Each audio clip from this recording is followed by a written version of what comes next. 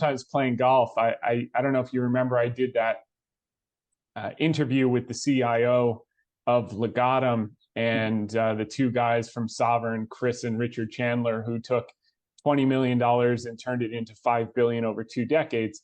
And they would buy these type of things, you know, when groups were dramatically out of favor, whether it was Russia in the 90s or Brazil or Japanese banks in the 2000s. And, you know, they would buy huge positions. Sometimes they would go 50% against them before they went up 3 and 4x. And what they did while they were waiting was, number one, no leverage. So they didn't care how long it took. And number two, in the case of Richard Chandler, he would go out and play golf and learn to speak Italian and take his mind off of it. Because if you owned, you know, a couple hundred apartment buildings, Marcel, and they were worth, you know, maybe you paid $30 million for them 10 years ago.